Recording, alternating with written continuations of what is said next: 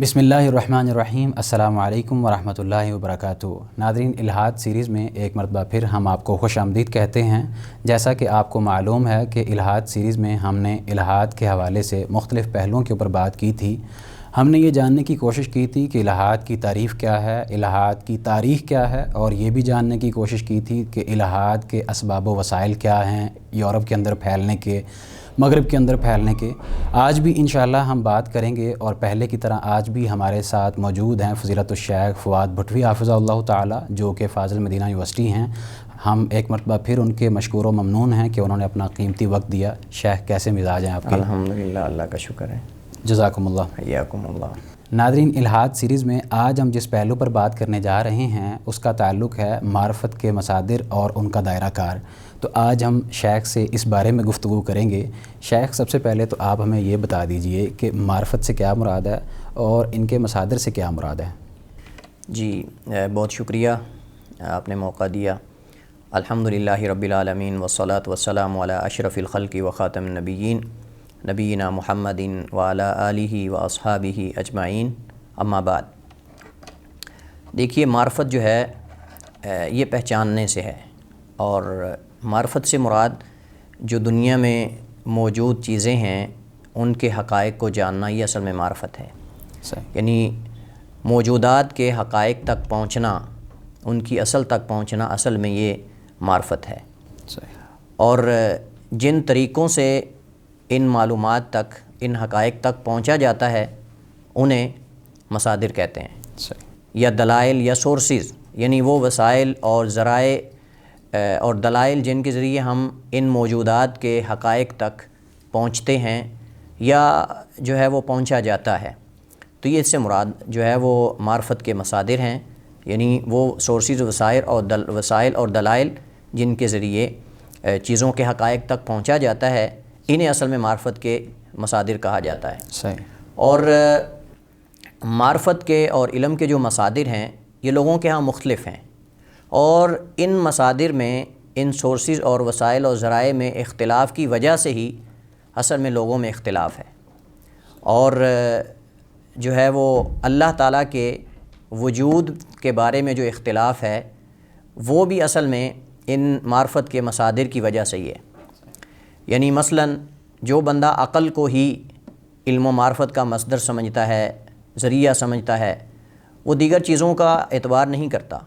आप उसको कुरान पेश करें, आप उसको हदीस पेश करें, आप उसको कोई और जो है वो जो मार्फत और इल्म के मसादिर और ज़राए हैं, आप उसका रेफरेंस हवाला देंगे, वो तस्लीम नहीं करेगा, चूँकि उसके नज़दीक सिर्फ़ वही मसदर है जिसको वो मसदर समझता है। इस वजह से वो हर चीज़ अक़ल से साबित करने की कोशिश करता है। और कुछ ऐसे लोग हैं कि जो तजर्बे को मसदर समझते हैं और मालूमात का हक़ाइक़ तक पहुँचने का ज़रिया और वसीला समझते हैं, तो वो तजर्बे से बाहर नहीं जाते।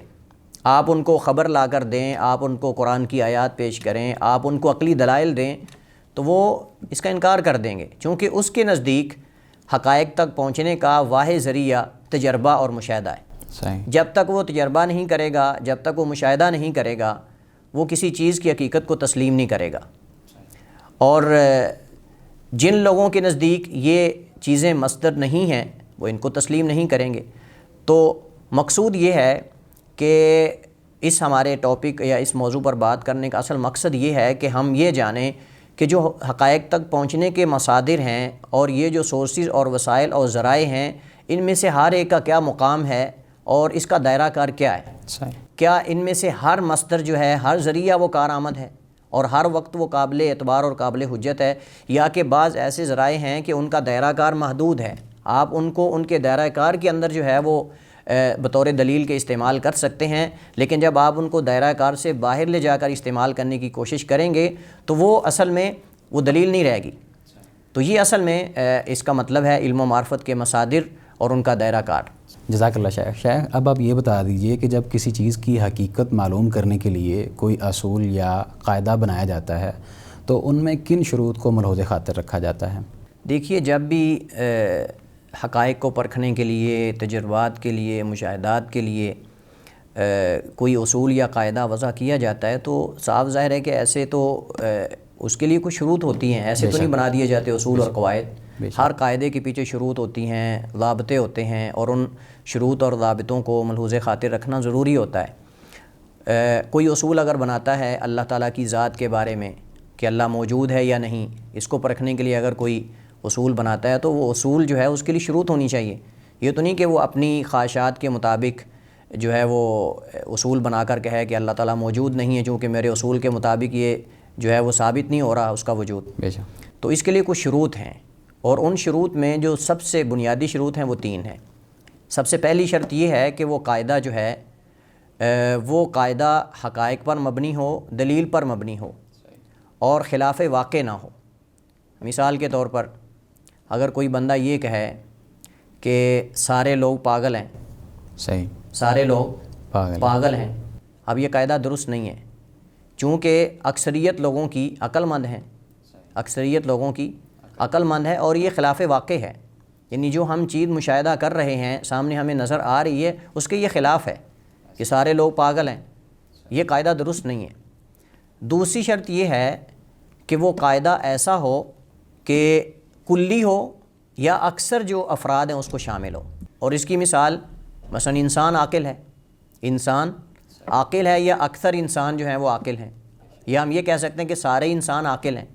اب اس کو کوئی غلط نہیں کہہ سکتا، اس کی وجہ یہ ہے کہ انسان عاقل ہے، اور دوسری بات یہ ہے کہ اگر ہم یہ بھی کہہ دیتے ہیں کہ سارے انسان عاقل ہیں تو یہ بھی خلاف واقع نہیں ہے، چونکہ اکثریت انسانوں کی عقل مند ہیں۔ آپ کو بہت کم فیصد ایسے لوگ نظر آئیں گے جو پاگل ہیں، تو یہ قاعدہ جو ہے یہ افراد، اکثر افراد کو یا تمام افراد کو شامل ہے۔ صحیح۔ اسی طرح قاعدہ بنانے میں جن شروط کو ملحوظ خاطر رہنا چاہیے وہ یہ ہے کہ جب آپ نے کوئی قاعدہ بنایا ہے، کوئی اصول بنایا ہے، تو اس میں اگر آپ کسی چیز کو مستثنیٰ کرنا چاہتے ہیں تو وہ آپ کی ذات سے متعلق نہیں ہونی چاہیے، یعنی آپ کی ذاتی رائے اس کے اندر شامل ہونی چاہیے، بلکہ ایسی چیز کو مستثنیٰ کریں کہ جس میں تمام افراد کو ملحوظ خاطر رکھا جائے، جس میں تمام افراد کو ملحوظ خاطر رکھا جائے۔ مثلا اب ذاتیات کو اس کے اندر دخل اندازی دینے کا مطلب یہ ہے کہ آپ نے کوئی اصول بنایا، آپ نے کوئی قاعدہ وضع کیا، اس میں اپنی ذاتیات کو انسان داخل کر دے اصول وضع کرتے ہوئے۔ مثلا کوئی بندہ یہ کہے کہ میں تمام غیبیات جو ہے وہ ان کو تسلیم نہیں کرتا، صرف اس غیب کی چیز کو تسلیم کرتا ہوں، غیبی چیز کو جو ہم سے چھپی ہوئی چیزیں ہیں جو میرے تجربے سے ثابت ہو۔ صحیح، یعنی اس نے گویا کہ غیبیات میں سے صرف اس کو ماننا ہے جو اس کے تجربے سے ثابت ہو یا مشاہدے سے ثابت ہو۔ اب یہ قاعدہ جو ہے اس کے اندر ایسی چیز کو اس نے مستثنیٰ کیا ہے کہ جو اس کی ذات سے متعلقہ ہے، لیکن یہ سب لوگوں کے ہاں یہ کارآمد نہیں ہے۔ تو جب قاعدہ اور اصول بنایا جائے تو اس کے لیے ضروری ہے، لازم ہے کہ کوئی چیز اگر مستثنیٰ کی جا رہی ہے تو اس کا اس کی ذات سے تعلق نہیں ہونا چاہیے۔ یہ کہے کہ میں تمام کسی غیبی چیز کو نہیں تسلیم کرتا سوائے اس کے جو میرے تجربے یا مشاہدے سے ثابت ہو، تو یہ اس اعتبار سے اس کو قاعدہ کلیہ نہیں کہیں گے۔ تو اس کے لیے 3 شروط ہیں۔ سب سے پہلے یہ ہے کہ وہ قاعدہ ایسا ہو جو دلیل پر مبنی ہو، اس کی دلیل ہو اور اس کے اندر تعارض نہ ہو، حقائق پر مبنی ہو۔ جیسا کہ میں نے مثال دی کہ کوئی اگر انسان یہ کہے کہ سارے لوگ پاگل ہیں، اب یہ قاعدہ درست نہیں ہے۔ اور دوسرا کلی ہو اور یا پھر اکثر افراد کو شامل ہو، جیسا کہ یہ کہنا کہ انسان عاقل ہے یا پھر جو ہے وہ سارے انسان عاقل ہیں، اب اکثر تو عاقل ہے نا کم از کم، اور اس کے اندر جو چیز مستثنیٰ کرے اس میں اس کی ذاتیات کو جو ہے وہ مداخلت نہیں ہونی چاہیے۔ صحیح۔ شاہ ہم نے علم و معرفت کے مصادر کے حوالے سے بات کی پہلے، اب آپ ہمیں یہ بتا دیجئے کہ علم و معرفت کے جو مصادر ہیں وہ کون کون سے ہیں؟ جی، تو دیکھیے جو معرفت کے علم و معرفت کے مصادر ہیں یہ لوگوں کے یہاں مختلف ہیں، کچھ عام ہیں اور کچھ خاص ہیں۔ عام سے مراد یعنی عموماً جو لوگ حقائق معلوم کرنے کے لیے جنہیں استعمال کرتے ہیں، اور خاص سے مراد جو ہمارے اسلام کے اندر جن کا اعتبار کیا گیا ہے۔ صحیح۔ تو جو عام مصادر ہیں ان میں اسلام کے ہاں جو معتبر مصادر ہیں وہ بھی داخل ہیں۔ مثلاً عام لوگوں کے ہاں جن چیزوں سے حقائق معلوم کیے جاتے ہیں یا معرفت اور علوم حاصل کیے جاتے ہیں ان میں فطرت ہے انسان کی، اور اس کے بعد جو ہے وہ حس ہے جس کو حواس بھی ہم کہتے ہیں، حواس خمسہ بھی ہم بولتے ہیں۔ اس کے بعد خبر ہے، اور خبر کا مطلب جو ہے وہ کوئی کسی کو کسی چیز کے بارے میں معلومات دینا، اور اسی طرح تجربہ اور مشاہدہ جو ہے اس کو بھی بعض لوگ جو ہے وہ مصدر تصور کرتے ہیں علم و معرفت کا، اور اسی طرح عقل جو ہے یہ عقل بھی لوگوں کے ہاں مصدر اور جو ہے وہ ذریعہ شمار کیا جاتا ہے علم و معرفت میں. لیکن اسلام میں جو علم و معرفت کے مصادر قابل اعتبار ہیں یا جن کو تسلیم کیا گیا ہے، جن کا ایک مقام ہے، ان میں اصل تو کتاب و سنت ہیں صحیح، جو جو خبر پر مبنی ہیں. یہ اصل میں خبر ہے، اور یہ خبر جو ہے وہ اس کا ذریعہ جو ہے وہ وحی ہے. اور دوسری چیز فطرت ہے. فطرت کا بھی شریعت نے اعتبار کیا ہے، اور اسی طرح عقل کا بھی شریعت نے اعتبار کیا ہے، صحیح، اور حس کا، حواس کا بھی شریعت نے اعتبار کیا ہے. اور عموماً محدثین اور علماء جو ہے جب متواتر خبر کی اور حدیث کی تعریف کرتے ہیں تو اس کے اندر یہ شرط لگائی جاتی کہ یعنی اس حدیث کو بیان کرنے والے، خبر کو بیان کرنے والوں کی تعداد جو ہے بہت زیادہ ہو، اتنی زیادہ تعداد ہو کہ ان کا جھوٹ پر متفق ہو جانا محال ہو، اور ان کی خبر کا دار و مدار حس پر ہو، صحیح، یعنی حواس پر ہو. تو یہ شرط لگائی جاتی ہے. اس کا مطلب یہ ہے کہ حواس کا، حواس خمسہ کا، حس کا بھی جو ہے وہ اعتبار ہے دین اسلام کے اندر. لیکن اصل جو بنیادی مصادر ہیں معرفت کے اور علم کے، وہ کتاب و سنت ہیں جو کہ خبر ہے. صحیح. شیخ، اصل میں بات یہ ہے کہ جو ملحدین ہیں ان کا اعتراض یہ ہے کہ آپ کتاب و سنت کو جو دلیل بنا رہے ہیں مصادر کے اندر، تو کیا کتاب و سنت عقل سے ہٹ کر ہیں؟ مطلب عقل کے ذریعے ہی تو کتاب و سنت کو سمجھا جائے گا. کسی ایسے بندے کے لیے جو کہ پاگل ہو، اب وہ کیسے کتاب و سنت کو سمجھ سکتا ہے؟ تو عقل ہوگی تو کتاب و سنت سمجھی جائے گی نا. جی دیکھیے، دین اسلام کے اندر عقل کا بہت بڑا اعتبار ہے، اور شریعت نے اسے معتبر سمجھا ہے. اور یہ بات بھی بالکل ٹھیک ہے کہ ہم کتاب و سنت کو عقل کے بغیر سمجھ نہیں سکتے. اور دین اسلام کے اندر، قرآن کریم کے اندر بے شمار مقامات پہ عقل کو استعمال کرنے کا اور غور و فکر کرنے کا، تدبر کرنے کا حکم دیا گیا ہے. لعلکم تعقلون.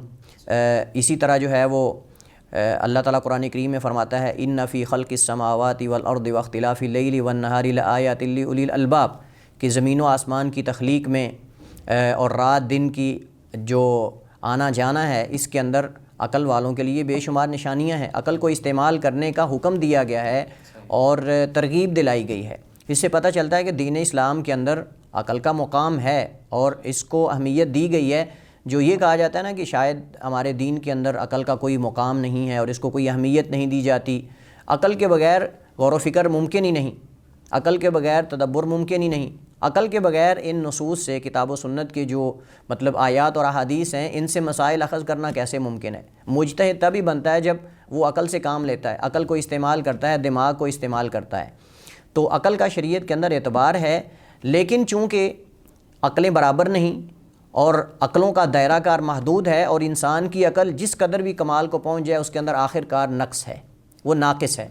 اور جو ناقص چیز ہوتی ہے اس پر لوگوں کا اتفاق ہونا ناممکن ہے.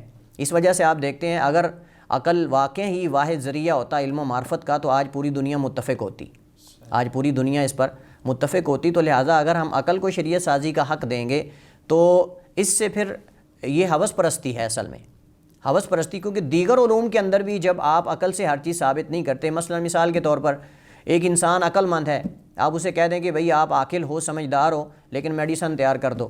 اس نے پڑھا نہیں ہے، خبر ہے نا، یہ پڑھنا لکھنا خبر ہے. بے شک آپ صاف ظاہر ہے کہ میڈیکل کے شعبے کے اندر جو بھی میڈیسن وغیرہ دوائیاں تیار کی جاتی ہیں وہاں باقاعدہ پہلے پڑھایا جاتا ہے ان کو، پہلے ان کو تعلیم دی جاتی ہے، اور یہ اصل میں خبر ہے. تو خبر بنیاد ہے، اصل ہے، اور اس کے بعد عقل استعمال کر کے وہ تجربے سے وہ دوائیاں جو ہے وہ بناتے ہیں. لیکن آپ یہ کہیں کہ بھئی فلاں آدمی عقل مند ہے اور باشعور ہے، آپ آئیں اور فیکٹری میں جو ہے وہ دوائیاں بنانا شروع کر دیں تو وہ ہلاکتیں ہی ہوں گی، اور کیا ہوگا؟ کیونکہ اس نے پہلے خبر پر اعتماد نہیں کیا. تو جب تک خبر پر اعتماد نہیں ہوگا تب تک آپ خالی عقل کو استعمال نہیں کر سکتے، چونکہ عقل اس کے اندر نقص ہے، اس کا دائرہ کار محدود ہے. لیکن کمال صرف اللہ تعالیٰ کی ذات کو ہے. جب اللہ تعالیٰ کی ذات کو کمال ہے تو پھر اس کے ذریعے جو ہم تک خبر پہنچے گی اس خبر کا اعتبار ہوگا، عقل کا جو ہے وہ اعتبار اس وقت نہیں ہوگا. جب عقل کو ہم جو ہے وہ مختار کل سمجھ لیں گے کہ یہ عقل ہی سب کچھ ہے اور عقل کو شریعت سازی کا حق دے دیں گے تو اس وقت عقل کو استعمال کرنا یہ قابل مذمت ہے. ہم عقل کی مذمت نہیں کرتے، جی نہ ہمارا دین عقل کی مذمت کرتا ہے، بلکہ وہ تو ابھارتا ہے غور و فکر کرنے کی طرف اور ترغیب دلاتا ہے. لیکن جب آپ اس کو جو ہے وہ اس کا دائرہ کار محدود نہیں سمجھیں گے، اس کو آپ مختار کل سمجھیں گے، شریعت سازی کا حق دیں گے، تو اس وقت یہ قابل مذمت ہے. بصورت دیگر یہ قابل مذمت نہیں ہے. اب مجھے جو سمجھ آئی ہے اس حوالے سے وہ یہ ہے کہ عقل استعمال تب ہوگی جب عقل تک خبر پہنچے گی. بالکل، مطلب جو قرآن و سنت معلومات پہنچیں گی. جی قرآن و سنت جو ہے وہ ایک لحاظ سے عقل کی خوراک ہے. بالکل، تو جب خبر پہنچے گی تو عقل استعمال ہوگی، عقل حرکت میں آئے گی. تو عقل سے پہلے قرآن و سنت کو اس لیے ہم درجہ دیتے ہیں. بالکل، یعنی آپ یہ سمجھیں کہ عقل تک جو معلومات پہنچتی ہیں وہ خبر کے ذریعے، حواس کے ذریعے پہنچتی ہیں. انسان محسوس کر کے، دیکھ کر، سن کر یہ عقل تک چیزیں جب پہنچتی ہیں تو عقل جب اس کے بارے میں نتیجہ اخذ کرتی ہے تو یہ معلومات سے ہوتا ہے نا. اگر عقل تک معلومات نہیں پہنچیں گی تو عقل عمل نہیں کر سکتی. سمجھ رہے ہیں؟ تو خالی عقل جو ہے وہ اپنی طرف سے کسی چیز کے بارے میں اس وقت تک کوئی فیصلہ نہیں کر سکتی جب تک یہ ان باقی جو وسائل، سورسز ہیں اور یہ جو مصادر ہیں ان کو ساتھ نہیں ملایا جائے گا. صحیح ہو گیا. شیخ، عقل کا جو دائرہ کار ہے پھر وہ کیا ہوگا؟ ہم کہاں تک اپنی عقل کے گھوڑے دوڑا سکتے ہیں؟ عقل کا دائرہ کار جو ہے وہ مشاہدے تک ہے. جب تک یعنی عقل تک جن چیزوں کے بارے معلومات پہنچتی ہیں وہاں عقل ان کو ہم اس کو استعمال کر سکتے ہیں. جن چیزوں کا عقل مشاہدہ کر رہی ہے، جن کو دیکھ رہی ہے، ان کے بارے میں عقل جو ہے کوئی ڈھانچہ، کوئی نتیجہ، کوئی چیز آپ کے سامنے پیش کر سکتی ہے. لیکن جو چیزیں انسان نہیں دیکھتا، جن کا مشاہدہ نہیں کرتا، جیسے کہ غیبیات ہیں، ان میں سب سے پہلی چیز اللہ کی ذات ہے. اب اللہ تعالیٰ کی ذات کے بارے میں اگر انسان کہے کہ عقل اس کو نہیں مانتی یا عقل جو ہے وہ اس تک نہیں پہنچ پاتی، چونکہ عقل اس کا تصور نہیں کر سکتی، لہٰذا اللہ تعالیٰ موجود نہیں ہے، تو یہاں ہم کہیں گے کہ غیبیات کے بارے میں عقل کو کوئی عمل دخل نہیں ہے. چونکہ کسی چیز کے بارے میں آپ فیصلہ تب کر سکتے ہیں جب آپ اس کو مکمل اس کا احاطہ کر لیں، اس کا مشاہدہ کر لیں، یا اس کی طرح کی کوئی چیز آپ دیکھ لیں. تو اللہ تعالیٰ کی ذات جو ہے اس کو نہ تو ہم دیکھ سکتے ہیں اور نہ اس کی طرح کی کوئی مثال ہمارے سامنے موجود ہے، جیسا کہ قرآن کریم کے اندر موجود ہے لیس کمثلہ شیء وہو السمیع البصیر، کہ اللہ کی مثل کوئی دنیا میں ہے نہیں کہ ہم ان کو دکھائیں کہ بھائی دیکھو یہ دیکھ لو. اور اللہ تعالیٰ کی ذات جو ہے وہ نعوذ باللہ یہ کیفیت ہے، یہ مثال ہے کہ اس طرح کی ہے، یہ مان لیں، تسلیم کر لیں. تو جب وہ چیز غیبی ہم اس کو دیکھ نہیں سکتے تو یہ عقل کے دائرہ کار سے باہر ہے. یہ عقل کے دائرہ کار تجربے اور مشاہدے سے باہر ہے، اور یہ جو ہے وہ حس اور حواس سے بھی باہر ہے. کہ لیکن اللہ تعالیٰ کی جو افعال ہیں، اللہ تعالیٰ کی جو مخلوقات ہیں، ان کو اگر ہم ان پر عقل کو استعمال کرتے ہیں تو شاید کیوں بلکہ حتمی طور پہ ہم اللہ تعالیٰ کی ذات تک پہنچ سکتے ہیں. اور یہ اصل میں معرفت ہے. جس وجہ سے ہم نے یہ موضوع جو ہے وہ اس پر بات کرنے کا ارادہ کیا ہے وہ یہ ہے کہ ہم جو ہے وہ اللہ تعالیٰ کی جو افعال ہیں، اللہ تعالیٰ کی جو مخلوقات ہیں، اس کے جو آثار ناموں کے ہمیں نظر آتے ہیں، نشانیاں اس کی ہیں، اصل میں عقل میں جب ان کو استعمال کریں گے، ہم ان چیزوں میں عقل کو استعمال کریں گے تو تب ہم اللہ تعالیٰ تک پہنچ سکتے ہیں، اس کی معرفت حاصل کر سکتے ہیں. لیکن اگر ہم یہ سمجھیں گے کہ ہم جو ہے وہ جب تک اللہ تعالیٰ کو نہیں دیکھیں گے، اس کی کیفیت معلوم نہیں کریں گے، تب تک ہم اللہ تعالیٰ کے وجود کو نہیں مانیں گے، تو یہ غلط ہے. یہ غلط ہے چونکہ اس میں ہمیں خبر پر اعتماد کرنا ہوگا. اس پر ہمیں خبر پہ اعتماد کرنا ہوگا. خالی عقل پر اعتماد کر کے ہم نہ اس کی نفی کر سکتے ہیں نہ اس کا اثبات کر سکتے ہیں. اللہ تعالیٰ کی جب ہم نشانیوں کو دیکھیں گے، اس کی مخلوقات کو دیکھیں گے تو یقیناً عقل اس بات کو تسلیم کرے گی، اور عقل سلیم جو بھی ہے وہ اس بات کو تسلیم کرتی ہے کہ یہ جو اللہ تعالیٰ کی نشانیاں اور مخلوقات اور یہ کائنات کی حسن ترتیب ہے، یہ ساری چیزیں اللہ کے وجود کی دلیل ہیں. عقل کو مختار کل ہم نہیں سمجھ سکتے. آپ دیکھیں عقل، یہ لوگ کہتے ہیں نا کہ عقل سے ہر چیز ثابت ہو سکتی ہے اور ہم اس کا مشاہدہ کر سکتے ہیں، اور اس کو دیکھیں آج تک جتنے بھی بڑے بڑے عقلاء ہیں، یہ جو ملحدین ہیں، جو لبرل قسم کے لوگ ہیں، یہ آج تک روح کی حقیقت کو معلوم نہیں کر سکے.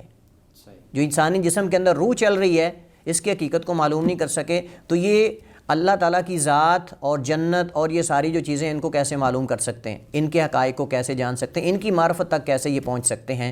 تو جب روح کے بارے میں یہ آج تک حالانکہ آلات ہیں، سب کچھ موجود ہے، اس کی حقیقت کو معلوم نہیں کر سکے، جو اللہ کی ایک ادنا سی مخلوق ہے، جو اللہ نے انسان کے اندر روح ڈالی ہے، اس کی حقیقت کو معلوم نہیں کر سکے، تو بھلا اللہ تعالیٰ کی ذات کو ان چیزوں سے بھلا کیسے یہ معلوم کر سکتے ہیں. صحیح. شیخ، اب آپ یہ بتا دیجئے کہ جو فطرت ہے اس سے کیا مراد ہے اور اس سے کون سی معرفت حاصل ہوتی ہے؟ جی دیکھیے، فطرت انسانی جو نفسیات ہیں ان کی ایک خاص بناوٹ ہے. جو اللہ تعالیٰ نے انسان کے اندر اس کی نفسیات کی خاص بناوٹ رکھی ہے، اس کو اس سانچے کے اندر جو ہے وہ پیدا کیا ہے، اس کو فطرت کہتے ہیں۔ یعنی ہم کہتے ہیں کہ فلاں چیز انسان کی نیچر میں، اس کی فطرت میں شامل ہے۔ تو اللہ تعالیٰ نے جو ان نفسیات کی خاص بناوٹ بنائی ہے، یہ اصل میں فطرت ہے۔ مثال کے طور پر ہم اگر فطرت کو مزید زیادہ اگر سمجھنا چاہتے ہیں تو 2 مثالیں آپ کے سامنے میں رکھتا ہوں، 2-3 مثالیں۔ بچہ جب پیدا ہوتا ہے تو پیدا ہونے کے بعد ان چیزوں میں جو فطرتی ہوتی ہیں، ان کے اندر کسی کو کچھ سیکھنا نہیں پڑتا۔ یعنی یہ معلومات لینے کے لیے جو اس کی زندگی کی بنیادی معلومات ہوتی ہیں، وہ اس کے لیے کچھ سیکھنا نہیں پڑتا، اس کو باقاعدہ مدرسے میں جانا نہیں پڑتا۔ مثلا بچہ ہے جب پیدا ہوتا ہے تو اس نے دودھ کیسے مانگنا ہے، ماں کی چھاتی کی طرف لپکتا ہے، کس نے اس کو سکھایا ہے کہ یہاں سے دودھ ملے گا آپ کو؟ یہ انسان کی جب بچہ پیدا ہوتا ہے تو اس کی یہ نفسیات کی بناوٹ ہے، اللہ تعالیٰ نے جو اس کے اندر یہ رکھ دی ہے، اس کی نیچر میں، اس کی فطرت کے اندر دودھ مانگنا۔ اسی طرح آپ دیکھیں کہ جو پرندے ہیں وہ گھونسلے بناتے ہیں، گھونسلہ بناتے ہیں اپنا، یہ ان کی نیچر کے اندر ہے۔ ان کو پتہ ہے کہ ہم نے اپنی زندگی اس انداز میں گزارنی ہے اور ہم ایسے محفوظ رہ سکتے ہیں۔ تیسری مثال جو ہے ہم نے بچے کی مثال دی، اسی طرح جو ہے وہ پرندوں کی گھونسلہ بنانے کی مثال دی۔ اس طرح جو شہد کی مکھی ہے، یہ بھی آپ دیکھیں کہ جو پھولوں میں سے ہر پھول پر نہیں بیٹھتی۔ آپ دیکھیں جو یہ بناوٹ کے لیے مصنوعی پھول لگائے ہوتے ہیں، کبھی اس پر آپ نے دیکھا مکھی بیٹھی ہو؟ یہ عام جو مصنوعی خوبصورتی کے لیے لوگوں نے لگائے ہوتے ہیں، تو ان کے اوپر کبھی آپ نے دیکھا مکھی یہ شہد کی بیٹھی ہو تاکہ وہاں سے رس چوس کر جو ہے وہ شہد بنائے؟ کبھی نہیں، بلکہ ہمیشہ اسی پھول پر جا کر مکھی بیٹھے گی کہ جہاں سے اس کو مٹھاس ملے گی اور یہ قابل تحلیل ہوگا، یہ مادہ جہاں جو وہ وہاں سے اخذ کر رہی ہے۔ تو یہ اصل میں اس کی جو نفسیات ہیں، اس کی بناوٹ ہے جو اللہ نے اس کے اندر رکھ دی ہے۔ تو یہ اس سے مراد، اب فطرت سے کون سی چیزیں ہمیں جو ہے وہ حقائق اور معلومات ملتی ہیں، تو اس میں سب سے پہلی اللہ کا وجود ہے۔ سب سے پہلی چیز جو انسانی فطرت سے جو معرفت ہمیں حاصل ہوتی ہے وہ اللہ کا وجود ہے، اللہ کی معرفت ہے جو اللہ نے انسان کے اندر رکھی ہے۔ اور یہ آپ پرلے درجے کا اگر کوئی ملحد بھی ہے، کوئی داہریہ بھی ہے جو اللہ کے وجود کو بظاہر لوگوں کے سامنے دعویٰ کرتا ہے کہ میں تسلیم نہیں کرتا، وہ بھی جب اس پر کوئی بڑی سے بڑی مصیبت آتی ہے نا تو آپ دیکھیں گے آسمان کی طرف دیکھے گا، حالانکہ وہ زبان سے اقرار نہیں کر رہا، اللہ کے وجود کی نفی کر رہا ہے، اس کے وجود کو مانتا نہیں، لیکن جب اس پر کوئی بڑی سے بڑی مصیبت آتی ہے نا تو آپ دیکھیں گے کہ ہمیشہ وہ آسمان کی طرف دیکھے گا۔ اور اگر اس کا آپ مشاہدہ کرنا چاہتے ہیں نا تو آپ کسی اس بندے سے پوچھیں جو کبھی کسی ہوائی سفر کے اندر یعنی کسی بڑے حادثے سے جو بچا ہو، اس سے پوچھیں کہ جب جو ہے وہ یہ حادثہ پیش آیا تو لوگوں کی کیفیت کیا تھی۔ حالانکہ اس سفر کے اندر آپ دیکھتے ہیں لبرل قسم کے لوگ بھی ہوتے ہیں، دیندار بھی ہوتے ہیں، سارے ہوتے ہیں، لیکن ان دینداروں کے ساتھ وہ بھی مل جاتے ہیں، وہ بھی جو ہے وہ اللہ اللہ کرنا شروع ہو جاتے ہیں اور ان کو بھی وہاں اللہ کا وجود یاد آ جاتا ہے، حالانکہ وہ اللہ کے وجود کو پوری زندگی تسلیم ہی کرتے ہیں۔ اور ہمیشہ بڑے سے بڑے ملحدین جب اللہ کی طرف لوٹے ہیں، ان کو اللہ کی معرفت ملی ہے تو کسی زندگی کے مشکل ترین موڑ پر ملی ہے۔ جب ان کی زندگی میں کوئی بڑا مشکل لمحہ آیا ہے نا تو وہاں ان کو پھر اللہ کا وجود جو ہے وہ اس کا احساس ہوا ہے کہ کوئی کائنات کا خالق و مالک ہے۔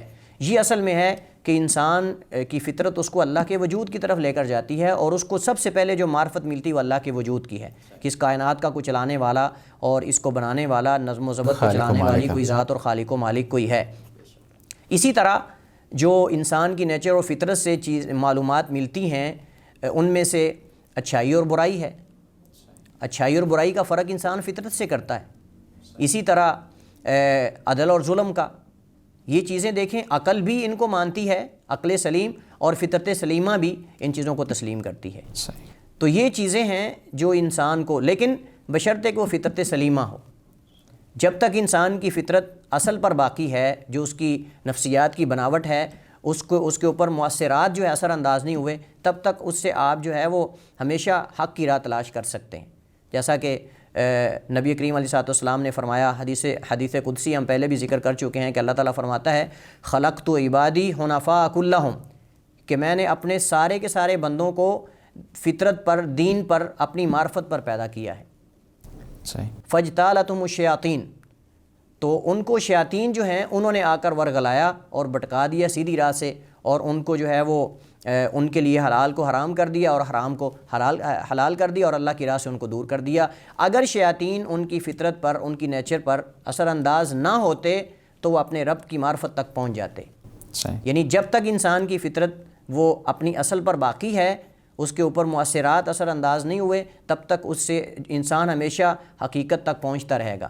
لیکن جب اس پہ دیگر چیزیں جو ہیں وہ والدین ہیں، ماحول ہے، اور اسی طرح جو ہے وہ شیاطین ہیں اور جدید فتنے ہیں، جب تک اس پہ اثر انداز نہیں ہوں گے وہ حقیقت تک پہنچتا رہے گا. اور جب اس پہ ان چیزوں میں سے کوئی اثر انداز ہو جائے گی کوئی چیز، تو اس وقت تو فطرت سلیمہ نہیں رہے گی، بلکہ اس کے اندر بگاڑ پیدا ہو جاتا ہے، اور پھر اس کو آپ قابل حجت نہیں سمجھ سکتے، یعنی پھر اس کا اعتبار نہیں ہوگا. صحیح. اعتبار اس کا تب ہے جب وہ اپنی اصل پر باقی ہے، اور جب تک اصل پر باقی ہے حقیقت تک پہنچتی رہے گی اور اس کے سامنے حقیقت واضح ہوتی رہے گی، لیکن اور حقیقت کا اقرار بھی کرتی رہے گی.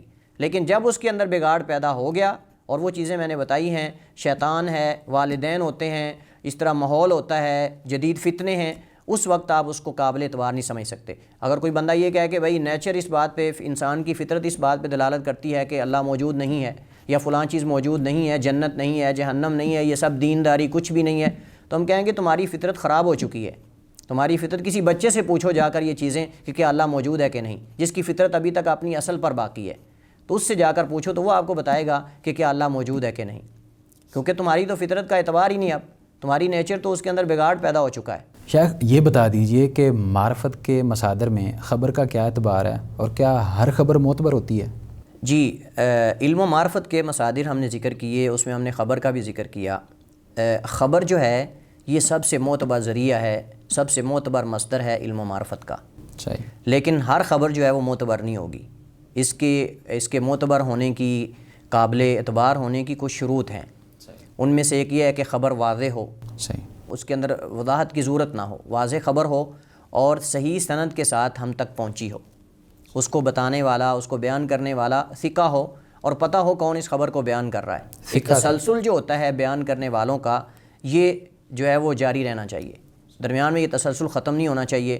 اور دوسری بات یہ ہے کہ جس کے بارے میں خبر دی جا رہی ہے، یا جس سے خبر نقل کی جا رہی ہے، وہ بھی صادق و امین ہو. صحیح. خبر دینے والا بھی اور جس سے خبر نقل کر رہا ہے وہ بھی صادق و امین ہو. مثلا مثال کے طور پر ہم ایک مثال لیتے ہیں، کسی ایک جو ہے وہ 15-20 بندوں نے آپ کو بتایا کہ ہمیں زید نے بتایا ہے کہ فلاں جگہ حادثہ ہوا ہے، یا فلاں روڈ جو ہے وہ بلاک ہے. صحیح. ٹھیک ہے. اب کیا آپ ان 40-50 بندوں کے بتانے پر اعتبار کر کے آپ اس راستے کا سفر نہیں کریں گے؟ آپ رک جائیں گے؟ نہیں. یہاں چاہے وہ 15 ہیں، 20 ہیں، لیکن جس سے بیان کر رہے ہیں وہ زید ہے، اور وہ زید اکیلا ہے. صحیح. اب آپ سب سے پہلے یہ معلوم کریں گے کہ بھائی جس بندے سے یہ خبر کو بیان کر رہے ہیں وہ بندہ ایک ہے، کیا وہ صادق و امین ہے، سچا ہے، اس کی حالت کیسی ہے؟ تو اگر تو وہ آدمی جس سے یہ بندے خبر بیان کر رہے ہیں، اگر تو وہ صادق ہے، سچا ہے، صادق و امین ہے، ثقہ ہے، تو پھر اس خبر کا اعتبار ہوگا. لیکن اگر بیان کرنے والے جو ہے وہ 20-30 ہوں، لیکن آگے جس سے خبر بیان کی جا رہی ہے یا جس کے بارے میں یہ بتایا جا رہا ہے وہ ثقہ ہی نہ ہو، تو پھر اس خبر کا کوئی اعتبار نہیں ہوگا. اور بسا اوقات ایک خبر دینے والا بھی اس کی خبر یقینی ہوتی ہے. اور اس کی میں آپ کو مثال دیتا ہوں. مثال کے طور پر ٹی وی چینلز ہیں. اب بعض ملکوں کے اندر لوگوں کو پتہ ہے کہ فلاں چینل جب کوئی خبر نشر کرتا ہے تو وہ خبر جو ہے وہ صحیح ہوتی ہے. صحیح. وہ خبر مصدقہ ہوتی ہے، صحیح خبر ہوتی ہے، اس کے اندر مطلب کہ ان کو کوئی ڈاؤٹ اور شک نہیں ہوتا. لیکن ان کو یہ بھی پتہ ہوتا ہے کہ فلاں چینل جب کوئی خبر جو ہے وہ نشر کرتا ہے ہمیشہ جھوٹی ہوتی ہے. سمجھ رہے نا بات؟ حالانکہ وہ خبر نشر کرنے والا بندہ ایک ہے. اسی طرح اخبارات کی بات آپ کر لیں تو اب مثلا سعودی عرب ہے، سعودی عرب کے اندر آپ دیکھیں کہ کچھ ایسے ٹی وی چینلز ہیں جن کے بارے میں معروف ہے کہ وہ ہمیشہ خبر وہی نشر کرتے ہیں جو سرکاری طور پہ واقعتاً خبر صحیح ہو اور اس کی اجازت ہو. تو اب وہ چینل ایک ہے لیکن اس پہ لوگ یقین کرتے ہیں اور اس پر اعتماد کر کے عمل درآمد بھی ہوتا ہے. تو یہ ہوتا ہے یقینی. یعنی بسا اوقات خبر ہمیں ایک ذریعے سے مل رہی ہوتی ہے، ایک بندے سے مل رہی ہوتی ہے، لیکن اس خبر دینے والے کے ثقہ ہونے کی وجہ سے اور اس میں کسی قسم کا ہمیں شک و شبہ نہیں ہوتا، تو اس کے اندر وہ خبر یقین کا فائدہ دیتی ہے، اس میں شک کا احتمال بھی ختم ہو جاتا ہے. لہٰذا جو لوگ یہ سمجھتے ہیں نا کہ خبر دینے کے لیے ایک پوری جماعت ہونی چاہیے اور پھر ہر جماعت دوسری جماعت سے نقل کرے، یہ درست نہیں ہے. بسا اوقات ایک بندہ خبر دینے والا، اس کی خبر بھی یقینی ہوتی ہے اور اس کے کچھ قرائن ہوتے ہیں. جیسا کہ مثلا سرکاری چینل ہے، سرکاری اخبار ہے، سرکاری کوئی مجلہ ہے، یہ ہم سمجھ لیں کہ یہ قرائن ہیں. یہ قرائن ہیں جن کی وجہ سے ہمیں یہ پتہ چلا کہ بھائی یہ ایک بندہ جب خبر دیتا ہے تو اس کی خبر ہمیشہ یقینی ہوتی ہے، اگرچہ وہ واحد ہے، اکیلا ہے، لیکن اس کی خبر بھی یقینی ہو سکتی ہے جب دیگر قرائن اس کے ساتھ مل جاتے ہیں۔ وہ سرکاری چینل ہو سکتا ہے، یا وہ کوئی سرکاری مجلہ ہو سکتا ہے، سرکاری اخبار ہو سکتا ہے، یا کوئی آپ سمجھ لیں کہ آفس ہو سکتا ہے، کوئی اور جو ہے وہ جہات میں سے کوئی جہت ہو سکتی ہے۔ صحیح۔ تو یہ بھی آپ سمجھ لیں کہ خبر کے معتبر ہونے کی ایک دلیل ہے۔ بہت شکریہ شیخ، آپ نے اپنا قیمتی وقت دیا۔ اللہ تعالیٰ آپ کو جزائے خیر عطا فرمائے، اور اللہ تعالیٰ آپ کے علم و عمل میں اسی طرح مزید ترقی عطا فرمائے۔ ناظرین، یہ تھا ہمارا آج کا پروگرام، جس کے اندر ہم نے بات کی علم و معرفت کے مصادر کے حوالے سے۔ انشاءاللہ ہم اپنے اگلے پروگرام کے ساتھ حاضر ہوں گے اور مزید بات کریں گے الہاد سیریز کے اوپر۔ تب تک کے لیے آپ ہمیں دیجیے اجازت۔ اللہ حافظ۔